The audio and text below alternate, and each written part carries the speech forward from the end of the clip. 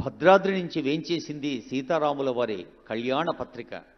మనకు తెలుసు, బహుశా యావత్ ప్రపంచంలోనే సీతారాముల కళ్యాణం అంటే ప్రతి ఒక్కరూ తమ కడుపును పుట్టిన బిడ్డ కళ్యాణం చేస్తే ఎంత అమందానంద కందళితో అవుతారో ఆ సీతారామ కళ్యాణం కూడా అలే. జగత్ కళ్యాణ కారకంగా, లోక సంక్షేమ ప్రేరకంగా సాగే భద్రాద్రి కళ్యాణ పత్రికను ఇప్పుడు వేదికపైనున్న దేవాదాయ శాఖ మంత్రుల వారికి అందజేస్తారు. భద్రాద్రి నుంచి వేయించేసిన అర్చక ప్రముఖులు, భద్రాచలం స్థానాచార్యులు కేఈ స్థలసాయి గారు, అలాగే ప్రధాన అర్చకుల కొడిచేటి సీతారామ ఆచార్యుల వారు, భద్రాచలం దేవస్థానం కార్యనిర్వహణ అధికారిని రమాదేవి గారు, ఇంకా మణిదీపాచార్య గారు, ఇంకా వేదమూర్తులు దేవాదాయ శాఖ మంత్రుల వారు.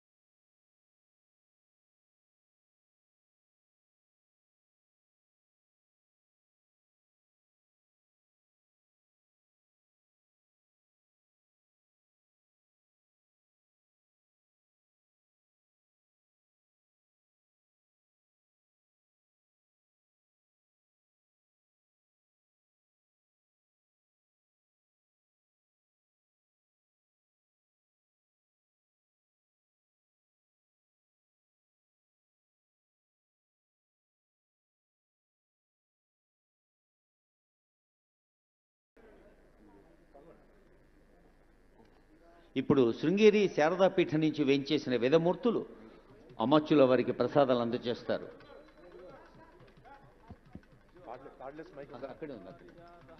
సమస్త కళ్యాణ గుణాభిరామ సీతాముఖాంభోరుహ చంచరీక నిరంతరం మంగళమాతనోతు. స్వస్తి శ్రీ చాంద్రమాన శోభకృతనామ సంవత్సర ఉగాది నుండి ప్రారంభించి శోభకృతనామ సంవత్సర చైత్ర శుద్ధ పూర్ణిమ వరకు వసంత పక్షోత్సవంగా జరిగేటువంటి ఈ శ్రీరామనవమి ఉత్సవాల్లో శ్రీరామనవమి 30/3/2023 తేదీ జరుగుతున్నది. ఆనాడు సీతారాముల కళ్యాణోత్సవం వైభవపేతంగా జరుగుతుంది.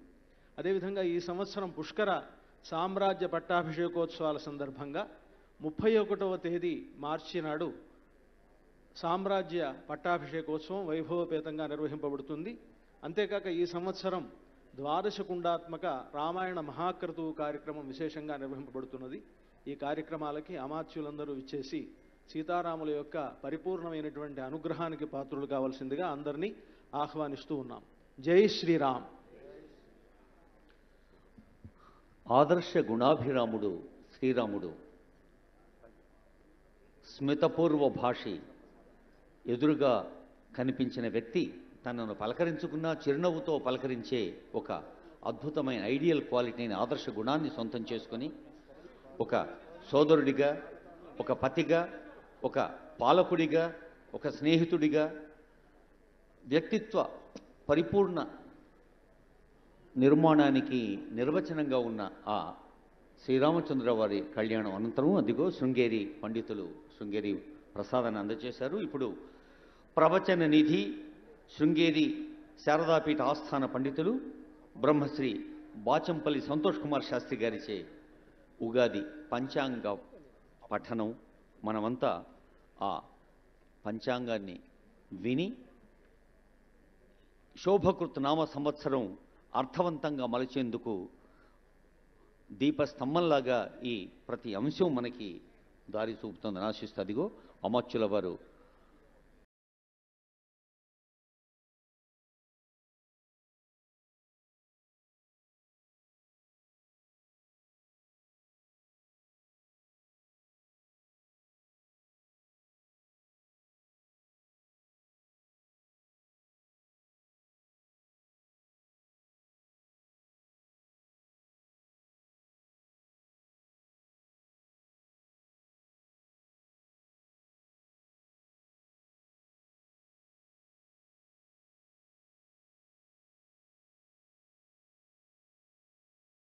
వేడుకల్లోని ప్రధాన అంశం పంచాంగ పఠనం.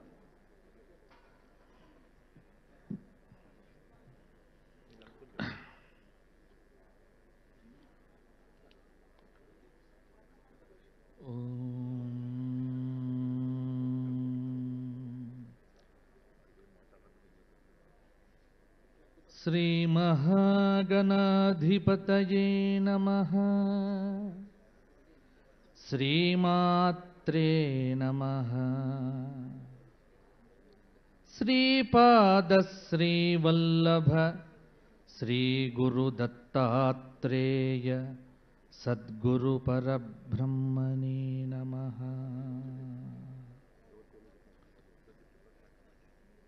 शरदिन्दुविकास मन्दहासां स्फुरदिन्दीवरलोचनाभिरामां अरविन्दसमान सुन्दरास्यां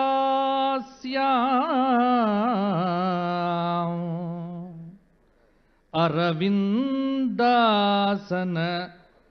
सुन्दरीमुपासे।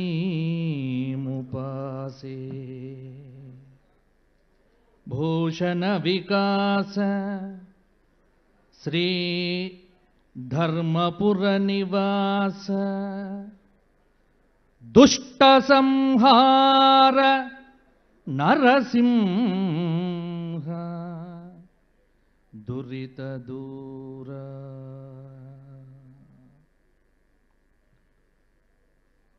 దక్షిణాంనాయ శృంగేరి శారదా పీఠాధీశ్వరులు జగద్గురువులు శ్రీ శ్రీ శ్రీ భారతీతీర్థ మహాస్వాముల వారికి, శ్రీ శ్రీ శ్రీ విధుశేఖర భారతి మహాస్వాముల వారి దివ్య చరణాబ్జములకు అనంతకోటి సాష్టాంగ ప్రణామములు సమర్పణం చేస్తూ అస్మత్ గురుచరణారవిందాభ్యాం నమః. ధర్మపురి లక్ష్మీ నృసింహ పరబ్రహ్మణే నమో నమః.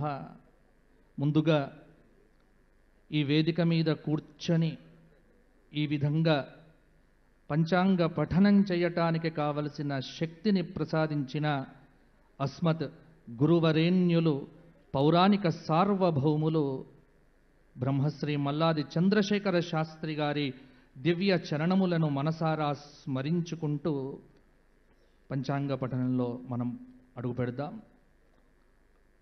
శ్రీ కళ్యాణ గుణావహం రిపుహరం దుస్వప్న దోషావహం గంగా స్నాన విశేష పుణ్యఫలదం గోదానతుల్యం నృణాం ఆయుర్వృద్ధితముత్తమం శుభకరం సంతాన సంపత్ప్రదం నానా కర్మసు సాధనం సముచితం పంచాంగమాకర్ణ్యతా.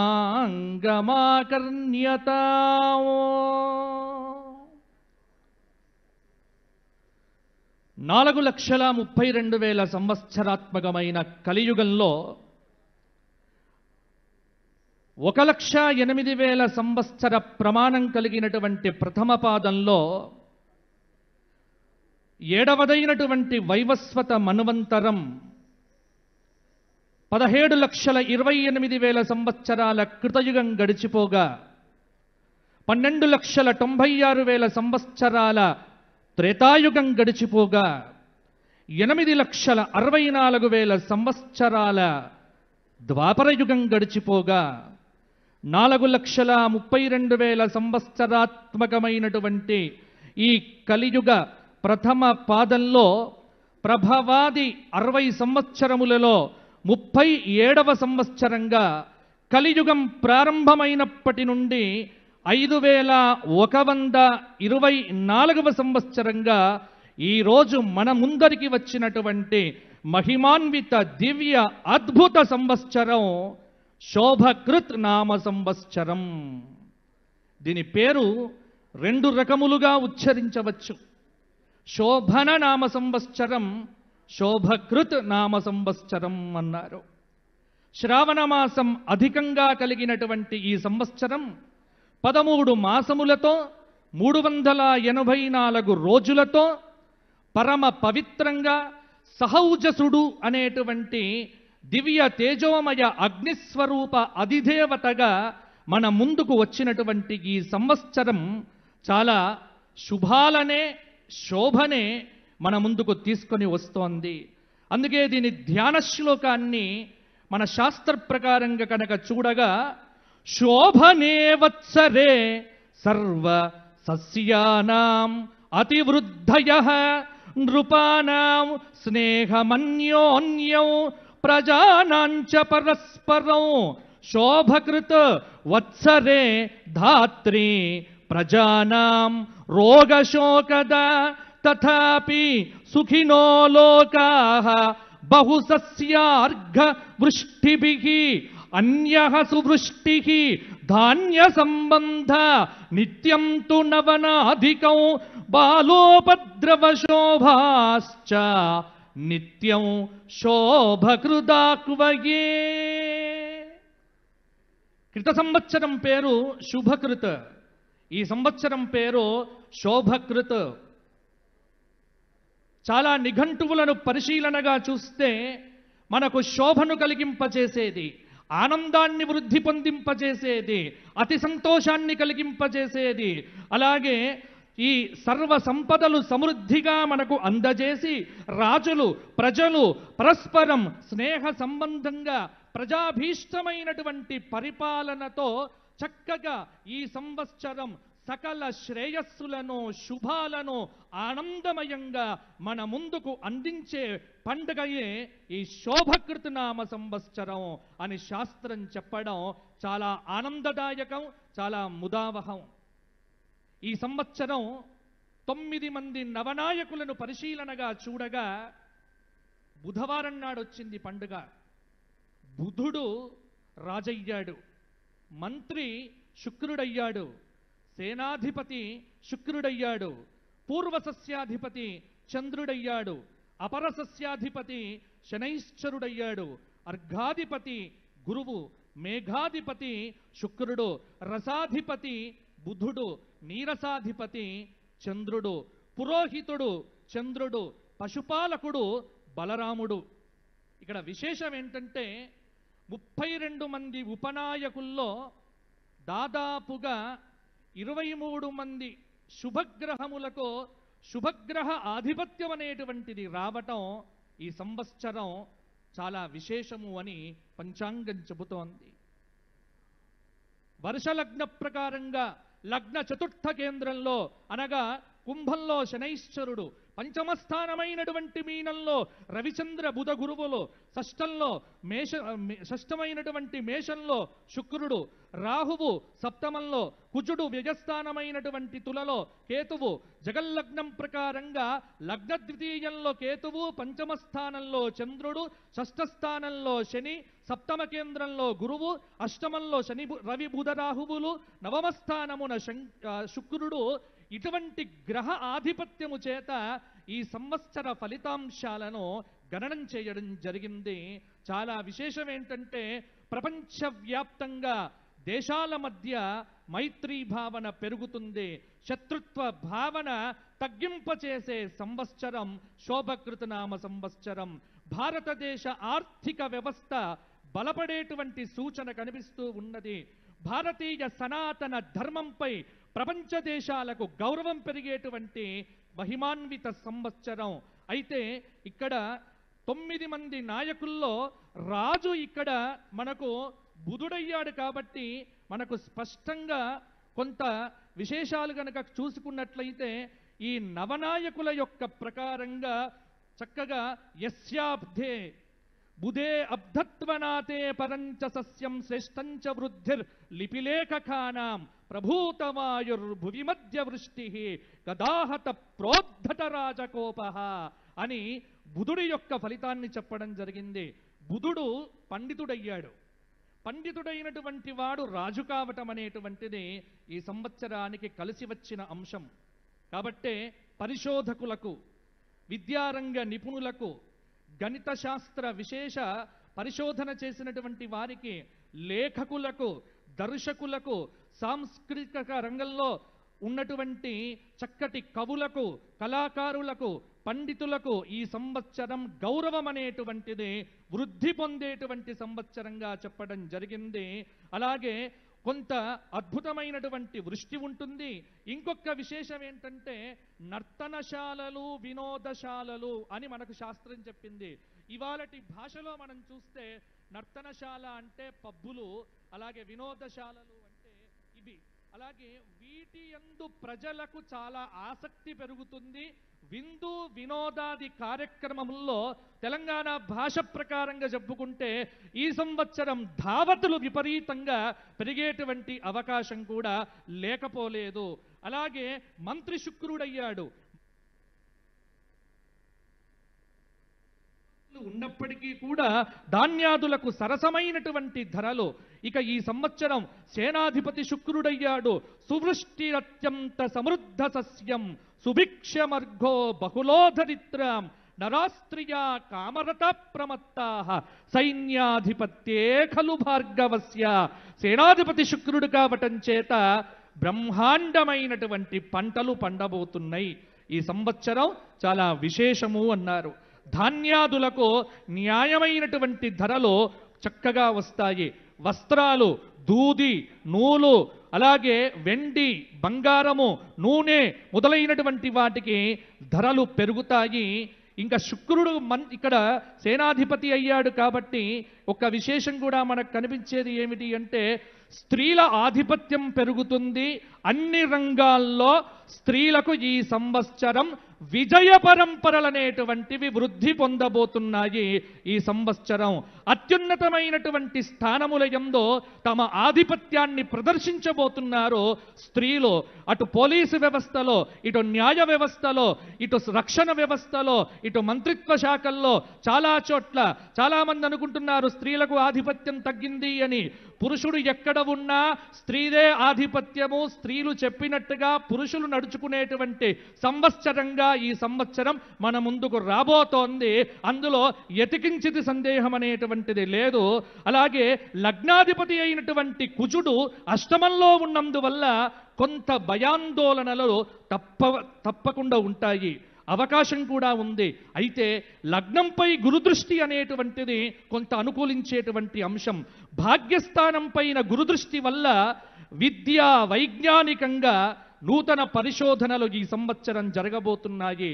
ఇక ఇంకొక విశేషం, ఈ సంవత్సరం యజ్ఞాలు, యాగాలు, దేవాలయాలు, పూజలు, అనేకమైనటువంటి చాలామంది నాయకులు ఈ సంవత్సరము రాజశ్యామల వంటి యజ్ఞయాగాదులు చేయించుకోవటానికి విపరీతమైనటువంటి ఆస్కారం అయితే తప్పకుండా ఉండే ఉంటుంది.